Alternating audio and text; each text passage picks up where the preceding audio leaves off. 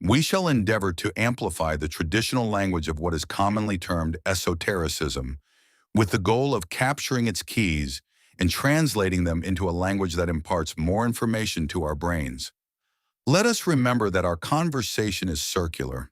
Therefore, we will recurrently return to the themes opened in our previous meeting in order to amplify them. We had mentioned that in classical esoteric texts, the evolution of the human psyche is usually presented as a sequence of phases, bearing names such as mass, common human being, aspirant, disciple, and initiate.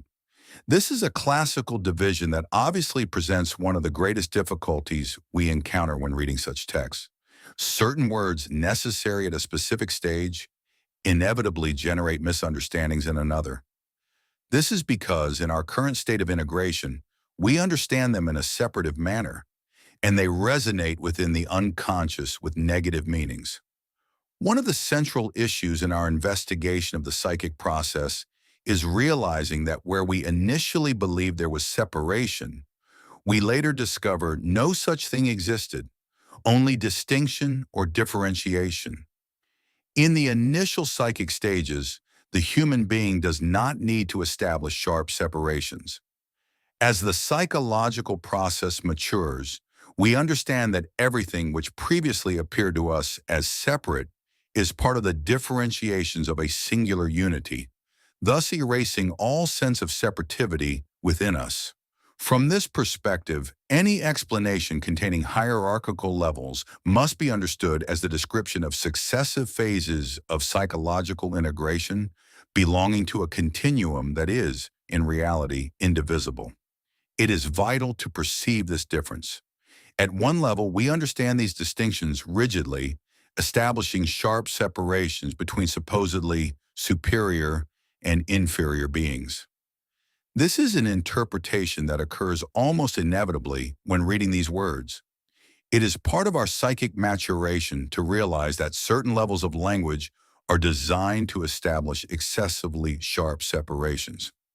In this classification, however, we are not dealing with superior or inferior, but with the progressive maturation of a global and richly articulated system, humanity, which must pass through different phases that even coexist, much like how we distinguish infancy, adolescence, and adulthood within a single individual. We said that another way to name this process is by using the analogy of the dynamics of the worm, the chrysalis, and the butterfly. That is, perceiving how the same entity possesses different levels of being that express its own continuity under forms or aspects that appear quite different. What interests us in these meetings is investigating the stage of the disciple, the chrysalis, or the adolescent, depending on the analogy we choose. We will thus establish the distinctions that are useful for us to understand the psychological process during that period of maturation, a dual interpretation of reality. In the psychic stage of the disciple, two different and contradictory levels of information processing have opened up, and they must be understood.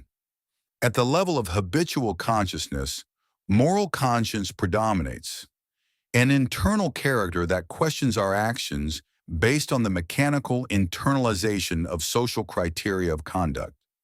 In psychological terms, moral conscience is part of the unconscious triangle, ego and superego. This is clearly explained by Freud. But in the stage of the disciple, another level of consciousness is activated. This is not moral conscience.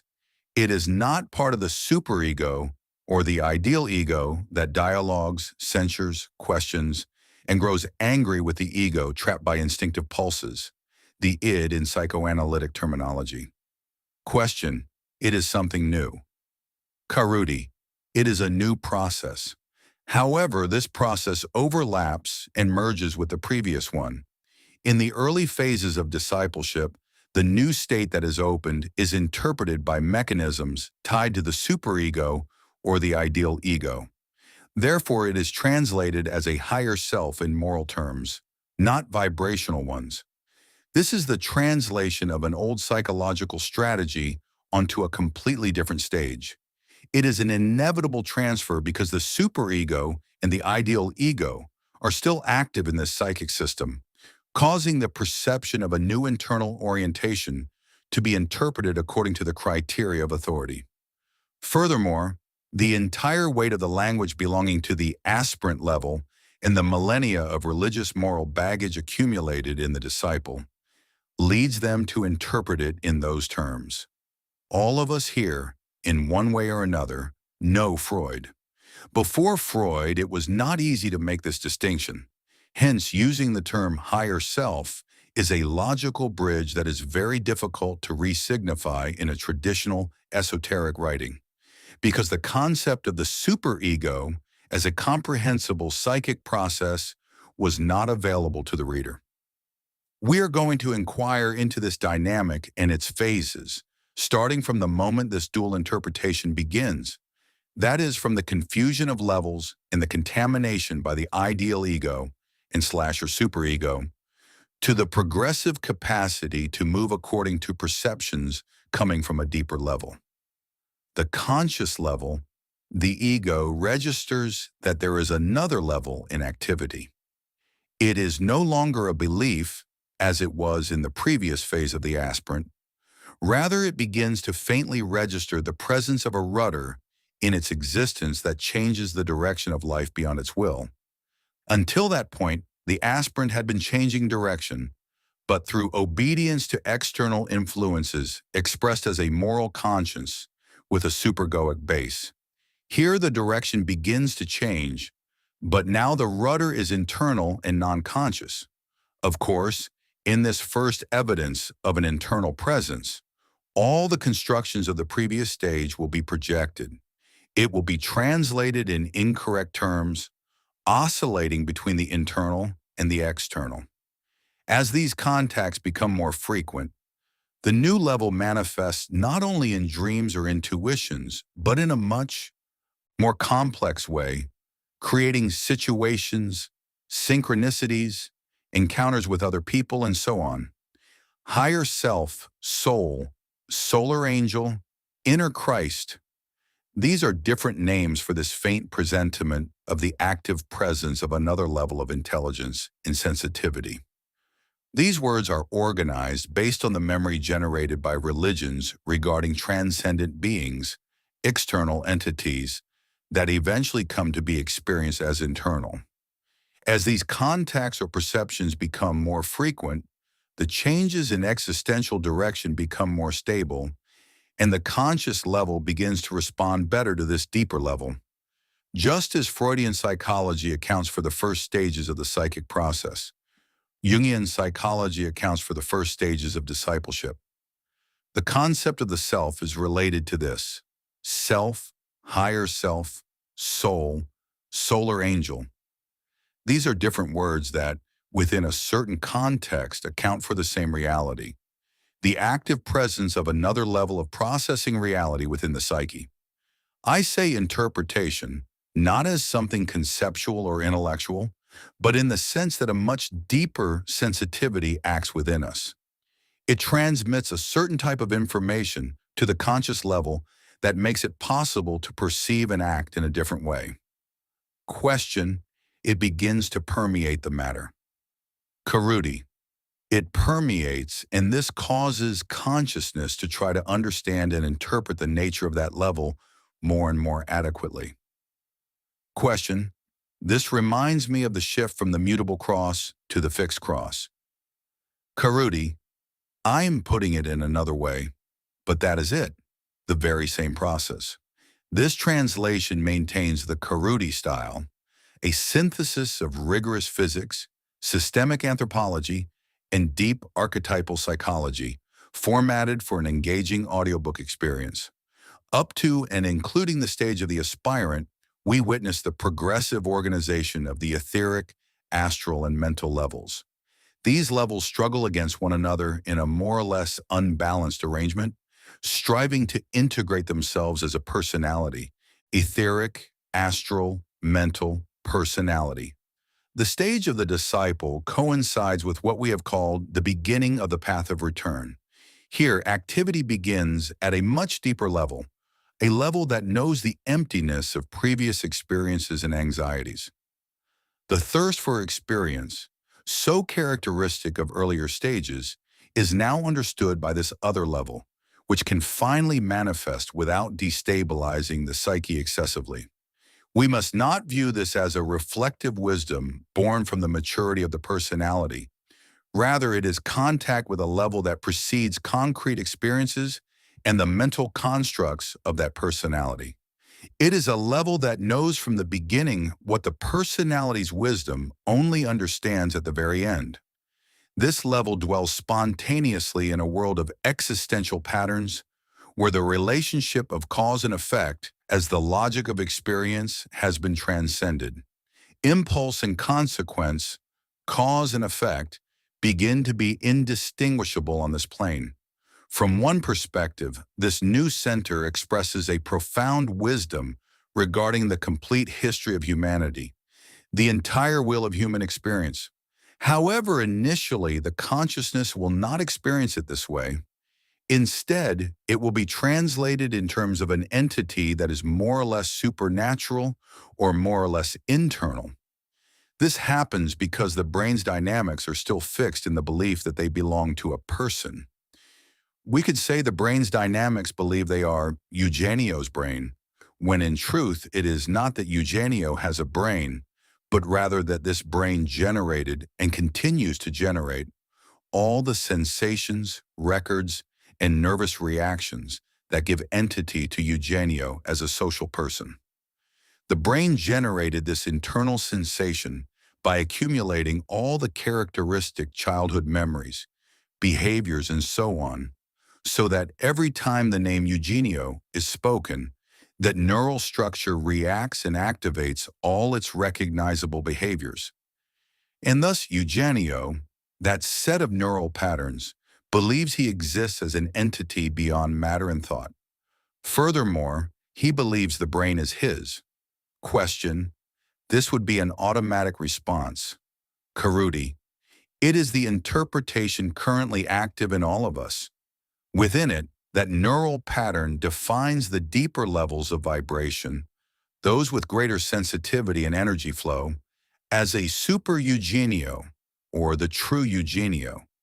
It begins to make all sorts of interpretations, which are, so to speak, the natural secretions of a conditioned brain. We should not criticize them, but rather understand them as the natural, spontaneous activities of a brain conditioned for millennia to interpret reality in that way. Thus, the person not only believes they have a brain, but eventually believes they have a soul. They consider themselves someone with a special mission or similar notions, which are evident inflations of the ego, so common in personalities venturing into the esoteric. But what we must do at this level is understand these interpretations because they occur naturally. At certain stages, they are inevitable. They are spontaneous and mechanical reactions. Question: so any true initiate would not call themselves an initiate? Carutti: that should be evident. The ego cannot be an initiate. That is to say, it is not that the initiate's ego entered another level of vibration, but that another level of vibration entered the vehicle. This must be very clear, because if the initiate were not clear on this, then the other level of vibration could not enter. The moment they say, "Ah, it is I who am entering heaven," the door slams shut. This person might continue to speak eventually, using the remnants left behind from some high vibrational experience. Self-proclaimed initiates speak from what remained of a temporary experience of expansion. Then the door closed, a single ray of light was left in a corner, and they live with that ray believing it is the whole of heaven. If the ego appropriates the experience, or rather, if an opening is transformed into an experience the ego can treasure, then nothing else enters. One can only continue building upon that wonderful past experience. Vibration moves continuously. It does not stabilize into an experience that can be owned. If that happens, it is an illusion. The ego interprets in a mechanical and static way. in the sense that it forces all information into its own parameters, reducing the immeasurable to its own dimension. This charges the ego with energy and produces some changes in behavior. But until the state of mind we call I or ego understands this process, the door will not open again. The level that generates the I sensation must learn to be still. The intelligence of matter. The stage we might call infantile, or the stage of the worm, is characterized by the almost absolute predominance of the vibration of terrestrial matter within us. In this period, human intelligence is entirely fragmentary and mechanical, an excessively concrete intelligence that tears the true fabric of reality, learning to solve problems only to the same extent that it creates them. Within a reality perceived in fragments, conflicts are inevitable. The intelligence that grows within these conflicts seeks solutions that will always be partial, for they are always self-centered and never relational. Hence, any solution found by this level of intelligence will invariably generate new problems. Conflict shifts and migrates in the same way we discussed in our previous session. The objects of desire simply move from one point to another within the torrent. This is an intelligence by friction. At this level of vibration, where material predominance reigns, we inherit the drive for survival inherent in living matter. Our action is a naturally selfish consequence, as selfish as that of a pigeon, a fox, or an oak tree. Each of these entities pursues its own interests in what we call the struggle for life. This selfish action is necessarily fragmentary. The clash between the distinct interests of each part organizes itself through patterns of conflict that feels like ecology study today. In this competition, selfish not in a moral sense, but in a natural one linked to the necessity of survival, a type of intelligence matures. It culminates in us, inheriting this impulse in a structural incapacity to see wholes or to perceive the interest of the totality in any given situation. This intelligence by friction resolves problems as they appear through trial and error, yet it resolves them by generating new schisms because it is determined by the interest of the part. This level of vibration, where selfish action and intelligence by friction naturally predominate, takes the symbolic form of a wheel because its incessant activity makes it spin upon itself indefinitely. There will always be a new problem, a new fragment mistaken for the whole. Why can this intelligence not encompass totalities? Because the state of physical, emotional, and mental integration of the being depending on it is too excited to register globally. That vehicle possesses such a degree of excitation that it craves survival above all else, satisfying its desires, avoiding pain, controlling the threatening flow of life, and ensuring that the part with which it has identified, the individual, the family, the nation, its religious beliefs, its plans and projects, dominates the surrounding world, which it perceives as alien and threatening.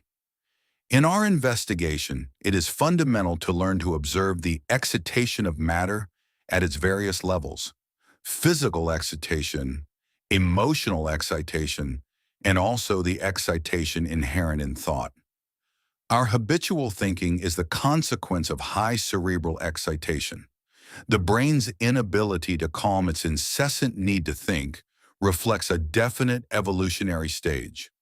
For modern psychology, thought is a psychological phenomenon, but we do not apply a similar interpretation to the activity of a scientist solving mathematical problems or reflecting on their discoveries.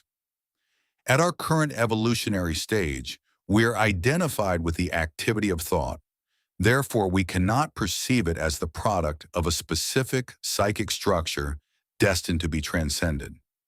From the esoteric point of view, remaining fixed in the stage of continuous thought, no matter how profound it may be, is a psychological issue. This is not in terms of a pathology for living correctly within the torrent, but rather as a habit and a level of excitability that prevents new qualities from flowering within us. The human vibration.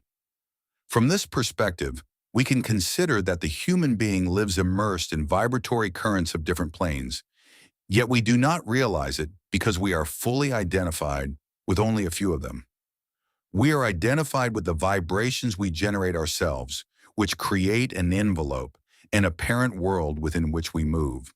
Within this literal bubble that human beings create and inhabit, most human actions are generated. This accumulation of currents is what we called the torrent in our last meeting, with its dynamics based on fear, violence, aggression, attachment, ideas, objectives, plans, images, words, and symbols. All are constructions. We must learn to recognize what we call human activity as a certain type of vibration, and our achievements as an objective product of those vibrations. We vibrate in a certain way. A city vibrates in a certain way. We live within that vibration and remain unaware of the frequencies we inhabit. When these are very powerful, they refract the subtler ones, building a bubble that becomes an almost insurmountable barrier to other currents. This is essentially because we are identified with a quality or type of vibration characterized by not registering other vibrations. That layer is what we call thought, or, according to what we have discussed in other seminars, the intellect. Let us pause to examine what the activity of thought consists of from this point of view. Thought possesses the capacity to halt the flow of life. If you observe the process of thinking, you will see that, on one level, to think is to retain an image, to fix a representation or a word within consciousness in order to combine it with others. In other words, it is to carve out an aspect of the continuous flow of existence, hold it in the mind, and then perform various operations upon what has been retained. We can add other elements to it, trim it, turn it over, rotate it, or fit it together with other representations that constitute different retentions of the vital flow. Essentially, what we do is construct within our minds, anticipating what will happen while simultaneously constructing what we believe happened in the past. It is a constant activity of cropping. In computing terms, it would be cut, copy, and paste, through which we create an internal reality parallel to the external one. We then operate within this internal reality as a necessary step for transforming the outside, anticipating, planning, or remembering, all through creative imagination, fantasy, and so forth. This is the activity of thought. Note that thought is a fast vibration in material terms, but a slow one when compared to vibrations that lie beyond the material.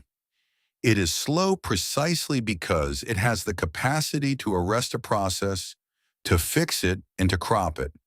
The mind fixes. We must remain attentive to this. We are dealing with a type of sensitivity that decelerates vital processes, and thanks to that deceleration, we build worlds. Civilizations are constructed upon that very quality. We are builders, and from that perspective, we act across different levels of the vibration of being. We build through this process of deceleration, which separates itself from other vibrations. And within that confinement, specifically human vibrations, emotions, and images accumulate. To put it another way, we find ourselves and then we breathe in our own vibratory secretions. Laughter. We continually feed upon our own vibratory secretions. The vibration we radiate is, in principle, isolated from the rest of the cosmic currents.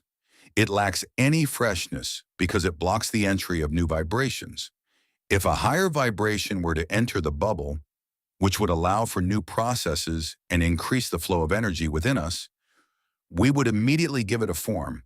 We automatically reduce that flow to the speed of thought, diminishing it into something we can neatly divide, once again returning to cut, copy, and paste. This is our dominant activity, which we generally do not perceive because we are completely identified with it. In our current state, if we did not do this, amorphous vibrations would activate processes within us that would seem disconcerting and confusing, forcing us to give them form immediately. If we fail to do this, we say we are losing our identity. That is, the sense of continuity that thought specifically produces. What thought does is provide us with the feeling that we are always the same. It allows us to reclaim constant sensations of identity from which we derive our stability. As we know, this process is fundamental in terms of a human being's first psychological steps, but it is essential that we understand it in order to face the steps that follow. From a more global perspective, thought itself, this human capacity, is an effect arising from the interaction between evolutionary levels of matter and more subtle levels. The noosphere. We can conceptualize the planet Earth as a sphere of basic pre-biological elements, the so-called lithosphere, and a collective of living entities we call the biosphere, which represents the assembly of species that constitute life on Earth. As we know, the lithosphere has its origins in the stars. The minerals and metals of the Earth do not originate from our planet. They come from solar furnaces. This stellar matter has given rise to life by interacting with terrestrial conditions, the action of the sun, and cosmic radiations. Within this creative process, we can say that other subtle vibratory fields have induced in the animal kingdom, and in planetary matter itself, the possibility of thought. By this I mean that the emergence of the human being is the product of the interaction between the natural evolution of the Earth and the inherent creativity of the solar system. This new kingdom, the human, occupies a new vibratory sphere, which, using a term from Teilhard de Chardin, we can call the noosphere, the activity of constructing thought. This third layer, the noosphere, possesses an opacity due to the very nature of thought. This opacity isolates and separates us from processes and levels that lie beyond the intellect. It becomes a veritable incubator that protects us, but simultaneously prevents us from accessing higher levels of energy and a more authentic registration of the process existing beyond this level. It ignores the creative activity of the solar system, which continuously penetrates it with the aim of progressively sensitizing terrestrial matter, including the human being, so that it may acquire greater stability and allow its receptive capacity for subtler vibrations to flower. Within the creative process of the solar system on our planet, a level of vibration is generated that coils upon itself, becoming captured by the densest currents of the material plane. We, that is the vehicle, the nervous system, the brain, which is the most evolutionarily sensitive matter on Earth, cannot use thought at will. We cannot perform the activity of cut, copy, paste, of anticipating and remembering simply when we wish to. Rather, we are conditioned to do so uninterruptedly. It is our dominant activity, always in operation, and we cannot stop it. This leads us to consume practically all the energy available to us. For us, within the context of what we call naturally human, thought is the activity with which we are identified. This activity provides us with identity and cannot be halted, because the moment it stops, we feel as though we cease to exist. From the esoteric point of view, this activity has ceased to be a function, in the sense of being able to activate it when necessary and stop it when required, and instead it absorbs consciousness. We believe that we are thought.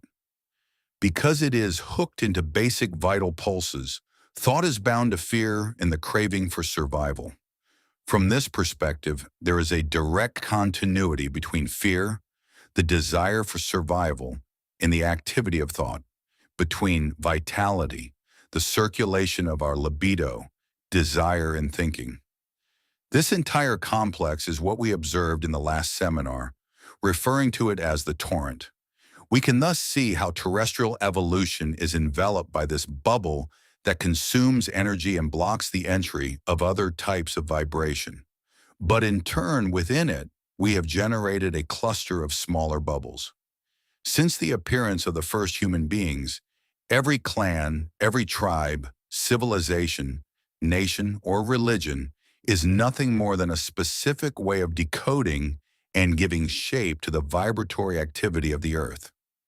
This has created successive bubbles, or nests of beliefs and perceptions, with which we have identified to such an extent that they combat one another, creating a sea of suffering. The evolution of a system.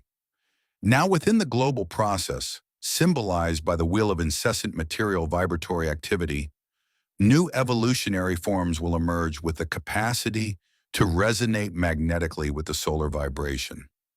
Every lesser system learns to develop qualities that allow it to establish contact with the vibration of the system in which it is contained. This is a universal pattern. Every system, upon reaching a certain development, tends to generate forms capable of making contact with the greater system to which it belongs.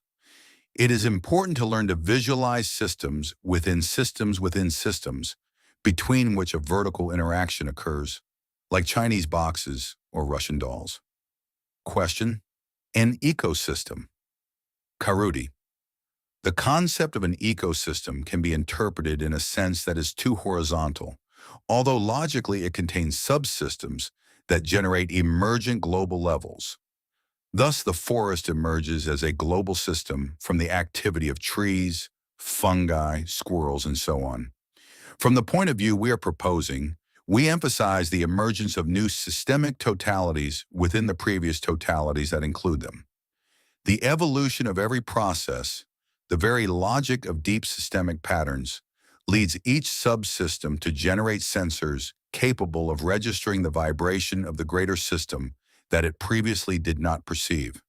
The terrestrial vibration is destined to interact with the solar vibration.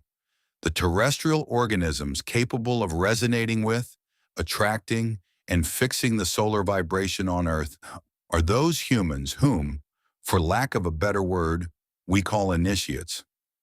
These are humans whose level of stability and psychic, physical, emotional, and mental integration allows them to resonate with those vibrations that are not generated by terrestrial matter.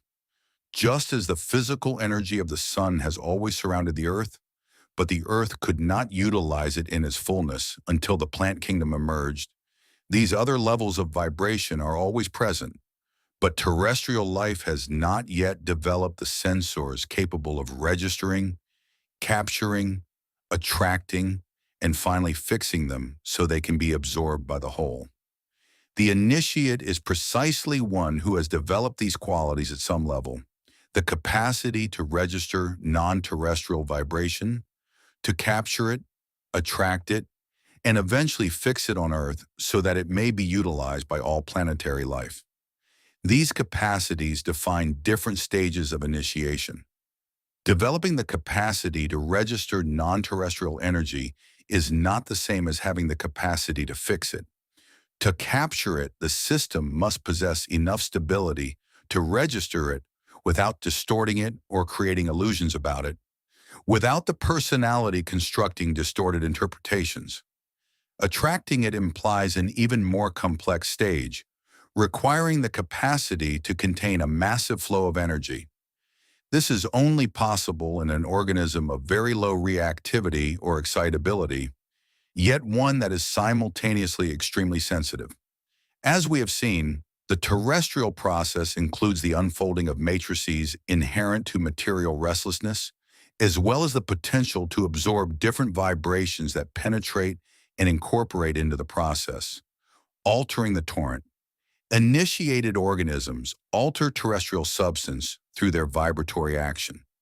Through their word, their teachings, or other types of actions, they create forms on Earth that express that vibration. But the teaching of the Buddha is not the same as the vibration of the Buddha. The Buddha's teaching is a vehicle for the Buddhic vibration, but like every vehicle, the teaching tends to crystallize because it is constructed through words and ideas.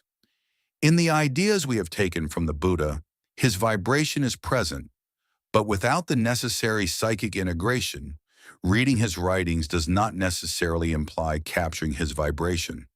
Question: because we fragment them. Carutti: we fragment them because selfish action, the interest of the part, appropriates everything it finds. It wants to understand. It wants all the pieces to fit, and that actually means wanting the new to fit within the structure of memory. This is impossible, and thus the deep vibration is lost as it is captured by the past, by known forms. The aspirant. The stage we have termed the aspirant belongs to those human beings whose objects of desire are ideas regarding a different reality. They yearn for a different understanding of the universe and anxiously anticipate a different way of living. However, their level of integration only allows them access to ideas about this, rather than transformative realities. The aspirant aspires. They move based on longing sentiments, and their object of desire, though they may not believe it, is a world of ideas. These ideas are a crystallized byproduct of vibration, yet they serve as a suitable vehicle for the aspirant's desire. The aspirant reaches for another reality, but their degree of psychic organization does not yet permit them to establish vivid contact beyond the planes of thought, feeling, and imagination. Another level of reality is something lived by the initiate. What the initiate experiences, the aspirant idealizes, in the sense that they inevitably convert it into ideals developed from the elements provided by their own memory. The aspirant expresses a degree of psychic integration that inherits the structure of religions, while simultaneously feeling attracted to the occult message found within them, the vibratory information encrypted in religious forms.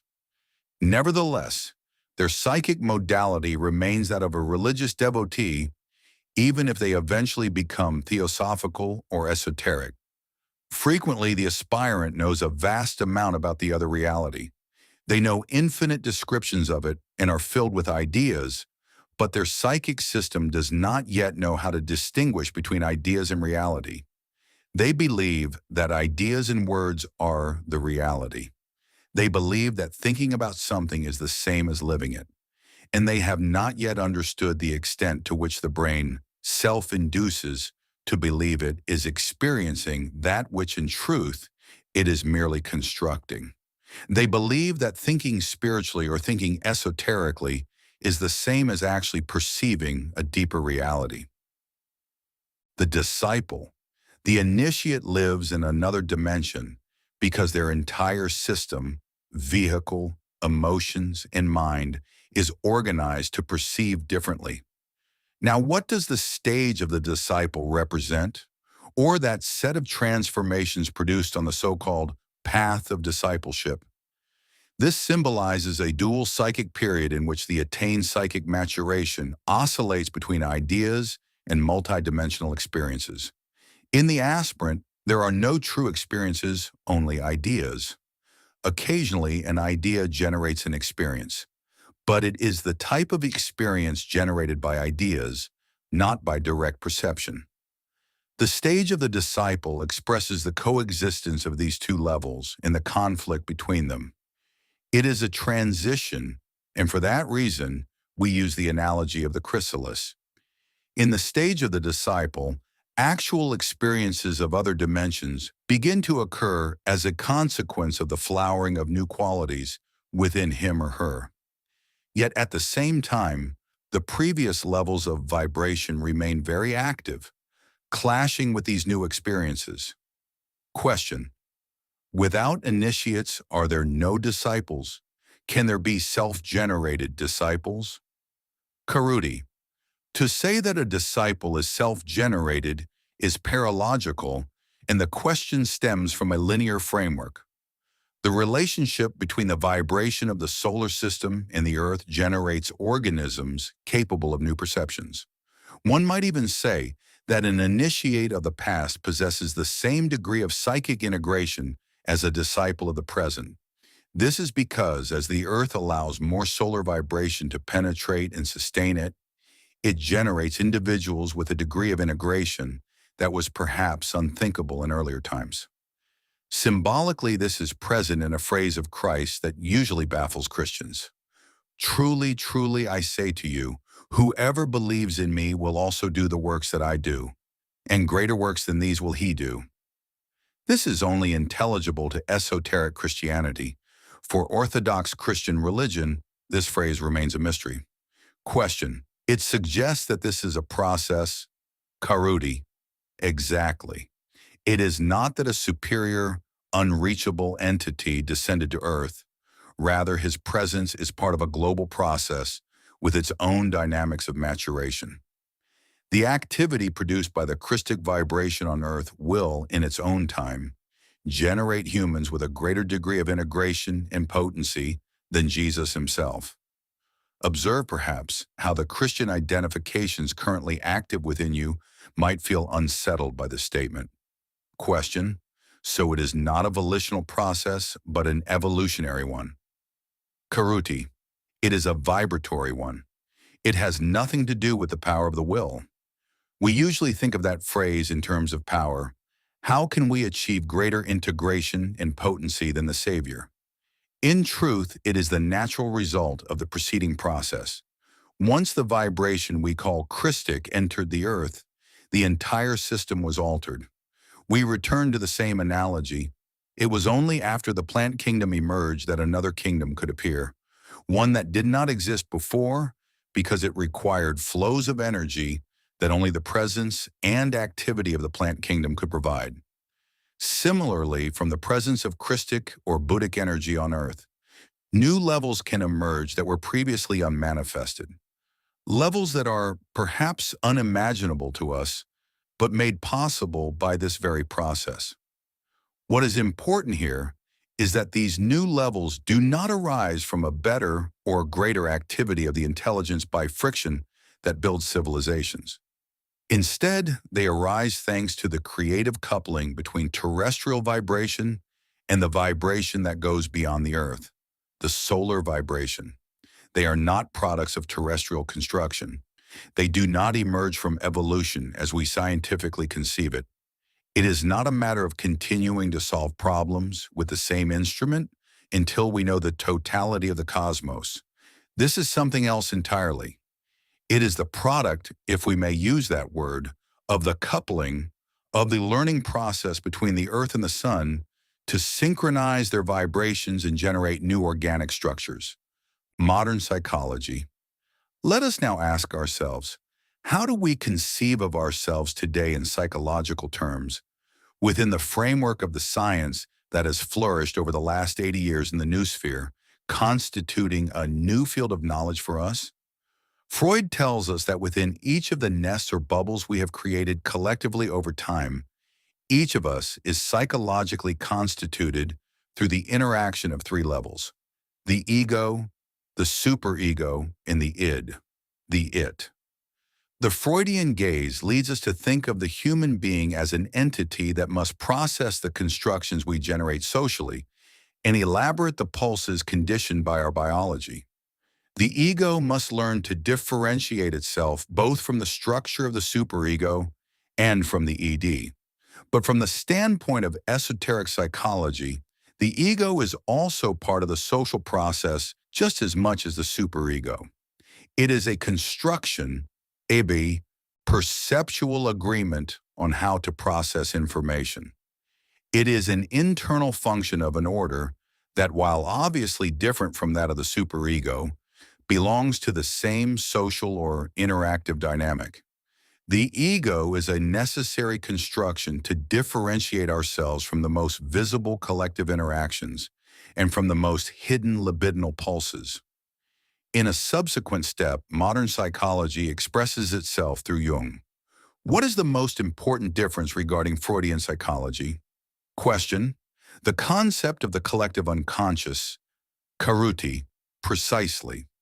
The process of differentiation, or individuation, as Jung called it, is linked to all the non-conscious processes of humanity, not just to the accumulations of personal history.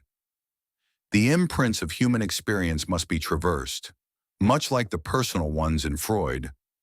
In order for us to differentiate ourselves from their enormous potency, which drags us toward undifferentiated behaviors, even when they appear personal to us, beyond Freud, in Jung, and also in Lacan, we progressively understand that the conscious level possesses a certain degree of imbalance and a lack of vitality. It only achieves greater balance and vitality when it opens itself to the registration of levels that lie beyond the conscious mind. For Freud, consciousness must elaborate unconscious structures that condemn us to repetition because we perceive in terms of the imprints of the past, the persona. Jung proposes that we elaborate collective imprints, telling us that we actually perceive in terms of the imprints generated in the collective past. But, and this is a major difference from Freud, he simultaneously tells us that there exists within the unconscious a wisdom and a creativity capable of correcting the deviations of the conscious level. This bears some similarities to Lacan, except that in Lacan, the interaction with the broader level is not proposed through images and symbols. Instead, it occurs by cutting the chain of discourse inherent to the level unconsciously enmeshed in language, so that the libido does not stagnate within what has been constructed and can circulate in new directions. This indicates that the human mind, at a scientific level, is beginning to discover that beneath or above the conscious level, there exists a dynamic of greater creativity, and that the conscious mind must learn to relate to it. And this is already esoteric, or rather, a statement of this kind used to be esoteric some time ago. In fact, the entirety of Jungian psychology is built upon inquiries into alchemy and the symbolism of esoteric traditions that refer to this very process. This new paradigm is beginning to make its way into our awareness on a relatively collective level. Many human beings are starting to glimpse that the conscious level is not the rudder of life, but rather that there is a creativity, a wisdom present at a deeper level to which consciousness has no direct access,